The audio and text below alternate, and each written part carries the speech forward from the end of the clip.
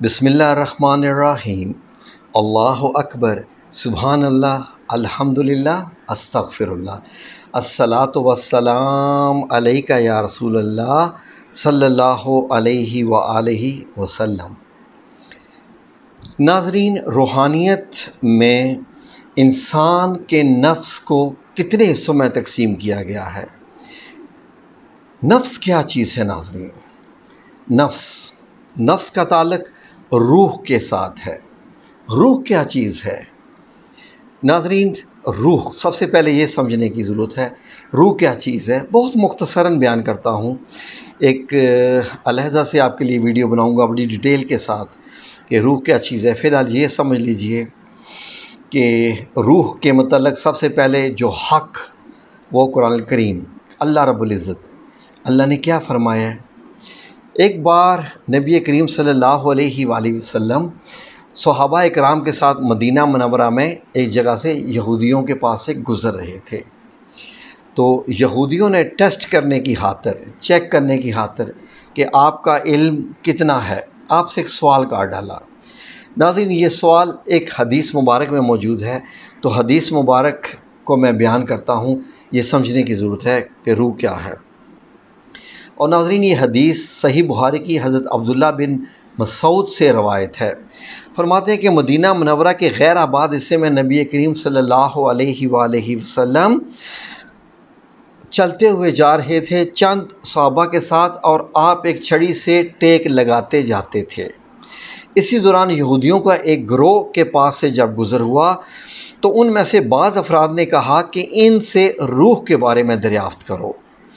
دوسرے افراد نے کہا ان سے دریافت نہ کرو، کیونکہ ہو سکتا ہے کہ وہ کوئی ایسی بات کہہ دیں جو تمہیں پسند نہ آئے۔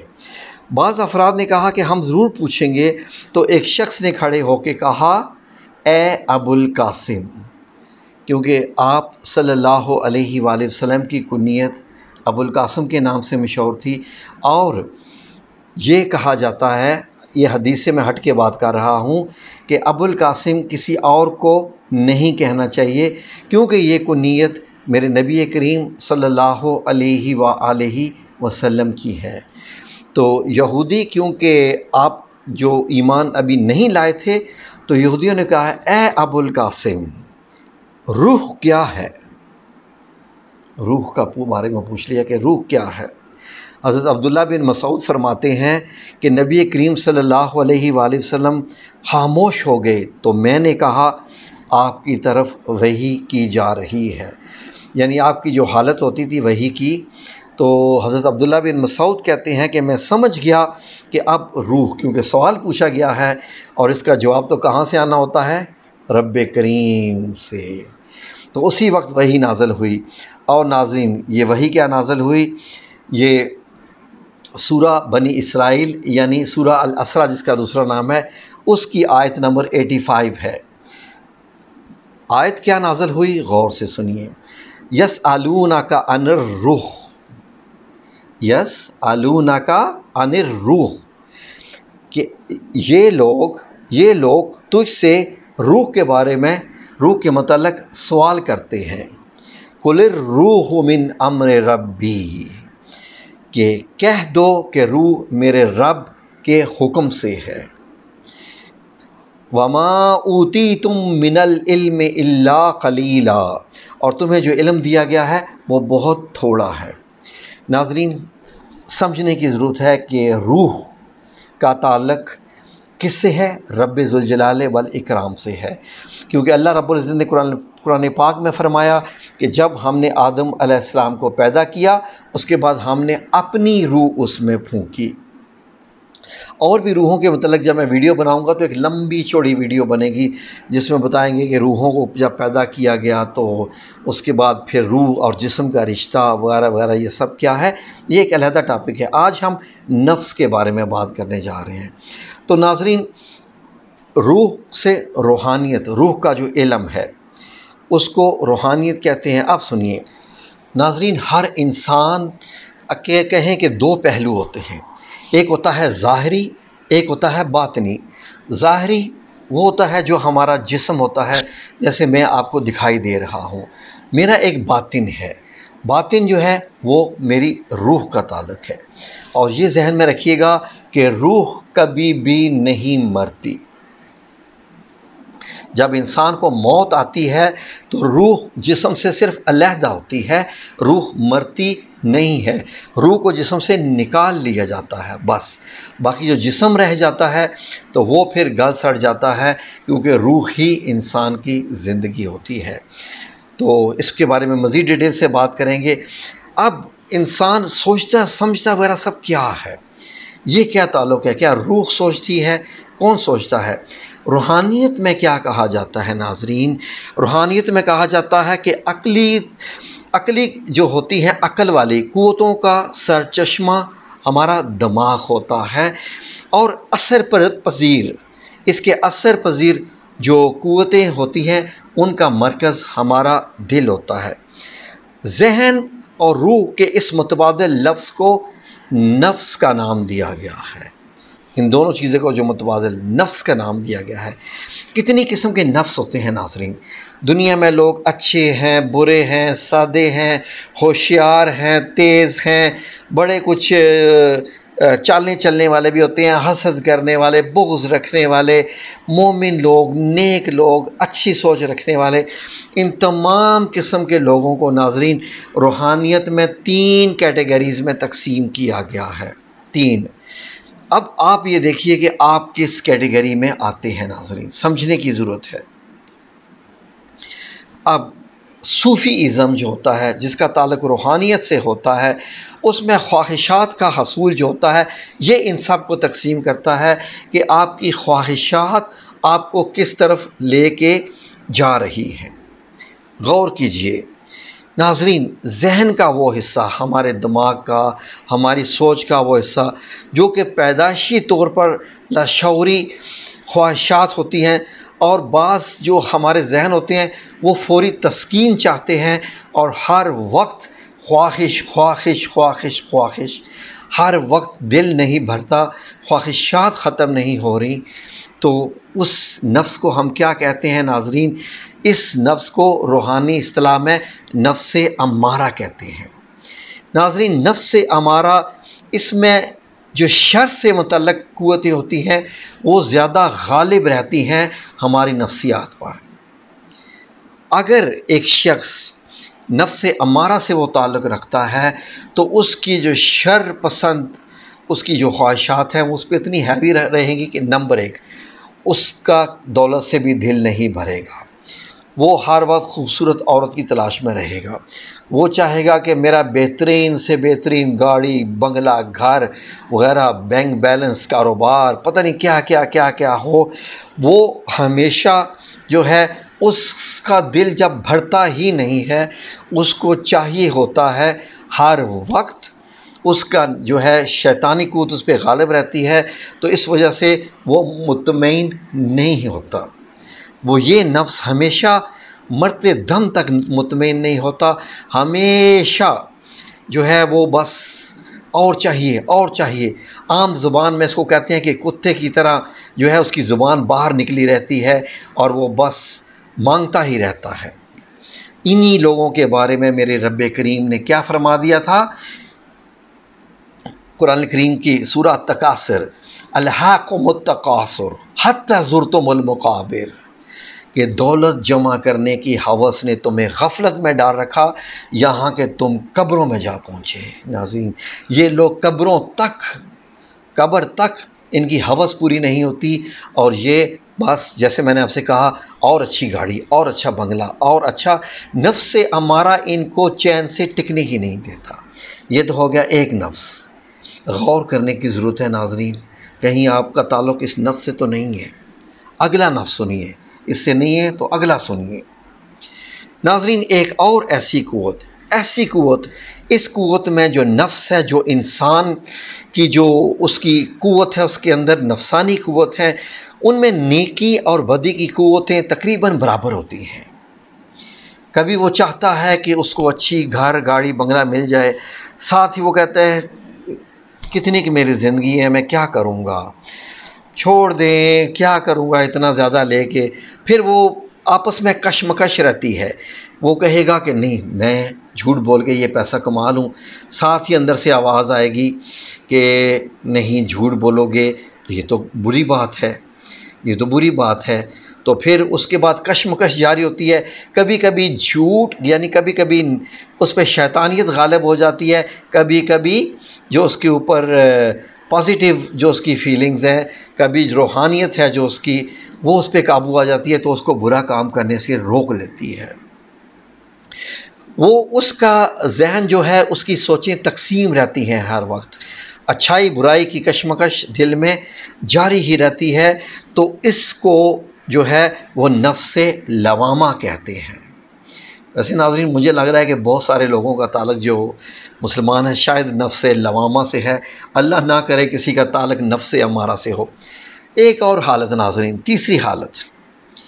تیسری حالت ناظرین وہ ہوتی ہے کہ جس میں ذہن کا حصہ یعنی آپ کے نفس کا حصہ جب اپنے آپ کو تربیت دیتے دیتے روحانیت سے، نماز سے، روزہ سے، زکوٰۃ سے، غریبوں کی مدد کرنے سے، مختلف عمل کر کے ناظرین یہ بندہ جو ہے اپنی تربیت اتنی کر لیتا ہے کہ یہ تقوی والا ہو جاتا ہے۔ جیسے اللہ رب العزت نے فرمایا کہ اے ایمان والو تم پہ روزے فرض کیے گئے ہیں تاکہ تم تقوی اختیار کرو، تو یہ تقوی اختیار کر چکا ہوتا ہے ناظرین۔ اب کیا ہوتا ہے کہ اس نفس میں جو اس کی جو لذت پسندی یا مصلحت پسندی کی بجائے اس میں چیزیں وہ جو کشمکش ہے وہ نہیں رہ رہی ہوتی، کیونکہ اس کا جو 99% جو اس کے اندر دماغ ہوتا ہے وہ ہمیشہ یہی ہوتا ہے کہ نہیں، نہ برا کرنا ہے، نہ برا سوچنا ہے، نہ برا کہنا ہے، نہ کسی کو برا سمجھنا ہے، نہ کسی سے لڑنا ہے، نہ جھگڑنا ہے۔ یہ ہوتا ہے کہ وہ اس کے نفس پہ شر جو ہے وہ چھوڑ چکا ہوتا ہے، اور اس کے اوپر جو خیر کا معاملہ ہوتا ہے وہ حاوی ہو چکا ہوتا ہے، شر اس کو چھوڑ کے جا چکا ہوتا ہے، اور یہ نفس مطمئنہ کہلاتا ہے۔ اور نفس مطمئنہ سے جب نام لیا جائے ناظرین کہ یہ لوگ جیسے ولی اللہ، اولیاء اکرام، وہ لوگ جن کو نہ اقتدار چاہیے ہوتا ہے، نہ پیسہ چاہیے ہوتا ہے، نہ کچھ اور ہوس چاہیے ہوتی ہے، نہ کچھ اور ان کے معاملات ہوتے ہیں، یہ ان تمام چیزوں سے اوپر ہوتے ہیں۔ ان کو صرف کھانا چاہیے ہوتا ہے زندہ رہنے کے لیے، صرف زندہ رہنے کے لیے اتنا کھا لیں، اوڑھنا بچھونا کہیں بھی کدھر بھی کیسے بھی پردیسی کی طرح ایک زندگی گزارتے ہیں، اور یہ نفس مطمئنہ بن جاتے ہیں۔ نفس مطمئنہ، کیا میرے رب کریم نے قرآن کریم میں نفس مطمئنہ کی تعریف کی ناظرین۔ نفس مطمئنہ کے متعلق اللہ رب العزت نے ناظرین سورہ الفجر کی آیات 27 سے جو آیات شروع ہوتی ہیں سورہ الفجر کی، اللہ رب العزت نے کیا ایسے لوگوں کو پکارا ہے، جیسے جب ایسے کسی بندے کی موت آتی ہے، نفس مطمئنہ کی جب موت آتی ہے تو فرشتے اس سے کیا کہتے ہیں، اللہ رب العزت کا کیا پیغام لاتے ہیں، سنیے کیا پکارتے ہیں اس کو، یا ایھا نفس المطمئنہ۔ سبحان اللہ، کیا خوبصورتی سے ادا ہے، یا ایھا نفس المطمئنہ، اے اطمینان پانے والی روح، مقدس نام سے پکارا گیا، یا جی ایھا نفس المطمئنہ۔ دیکھیں لفظ نفس کا آیا کہ اے اطمینان نفس پانے والی، یعنی نفس وہ بندہ جس کی موت آئی ہوئی ہے یا جس کی روح نکالی جا رہی ہے، اے نفس المطمئنہ جو تم مطمئن ہو چکی ہو۔ آگے سنیے آیت نمبر 28 میں، ارجعی، رجع کا مطلب عربی میں آپ کو پتہ ہے واپس ہوتا ہے، ٹھیک ہے جی۔ جو لوگ مڈل ایسٹ میں رہتے ہیں، سعودی عربیہ، وہ جانتے ہیں کہ ارجع یعنی واپس آؤ، تو یہ لفظ استعمال کیا گیا ارجعی الا کس طرف، واپس آؤ، الا کس طرف، ربکا اپنے رب کی طرف، راضیتاً مرضیہ یعنی کہ اپنے پروردگار کی طرف لوٹ چل، تو اس سے راضی وہ تجھ سے راضی۔